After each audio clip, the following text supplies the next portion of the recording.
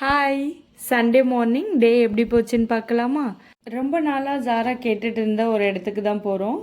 ரொம்ப பெரிய விஷயம்லாம் இல்லை. தினமும் வாக்கிங் போகிற பிளேஸ்க்கு அப்பா என்னை கூட்டிகிட்டு போன்ட்டு அவள் அந்த கிரவுண்ட் கேட்டுகிட்டே இருந்தா. அங்கே தான் இந்த சண்டே கூட்டிகிட்டு போயிருந்தோம். அவளுக்கு எல்லாம் க்ரௌட் நிறைய பேர் அங்கே கிரிக்கெட்லாம் விளையாடிட்டு இருந்தாங்க. அதெல்லாம் பார்க்கும்போது ரொம்ப ஜாலியாகிடுச்சு.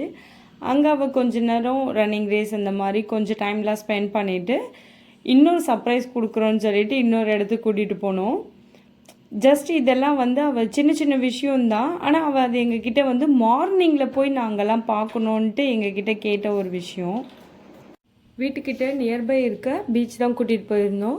அங்கே போய் கொஞ்சம் நேரம் ஃபோட்டோஸ்லாம் எடுத்துகிட்டு அதே கொஞ்சம் அங்கேயே பாறையில் உட்காந்து அலையெல்லாம் பார்த்துட்டு இருந்தா.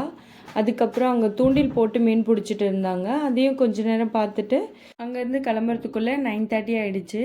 இதுக்கப்புறம் வீட்டுக்கு போய் சாப்பிட்றதுக்குள்ளே பசி தாங்க மாட்டா. அதனால பக்கத்துலேயே வந்து கொஞ்சம் ஸ்நாக்ஸ்லாம் ஆர்டர் பண்ணியிருந்தோம். ஸ்நாக்ஸ் வரத்துக்குள்ளே டான்ஸ் ஆடிட்டு இருந்தா. பக்கத்தில் ஒரு காக்கா இருந்தது. அந்த காக்கா எங்கே வந்துடுமோன்ற ஒரு பயத்துலேயே வந்து சுற்றி சுற்றி பார்த்துட்டு இருந்தா. டான்ஸ் ஆடுறதுனா அவளுக்கு ரொம்ப பிடிக்கும். அதனால எங்கே போனாலும் சும்மா இருந்தாலே டான்ஸ் ஆடிட்டே இருப்பாள்.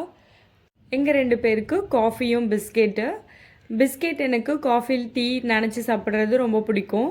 ஜாராக்காக க்ரீம் பண்ணும் ராகி பிஸ்கெட் வாங்கியிருந்தோம். அவள் கொஞ்சம் தான் சாப்பிட்டா.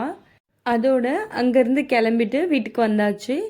வீட்டுக்கு வந்து ரெஃப்ரெஷ் ஆகிட்டு அத்தை வீட்டுக்கு தான் கிளம்பி போயிருந்தோம்.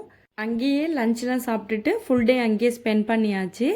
சண்டே லீவுன்றதுனால நைட்டு தான் வீட்டுக்கே வந்தோம்.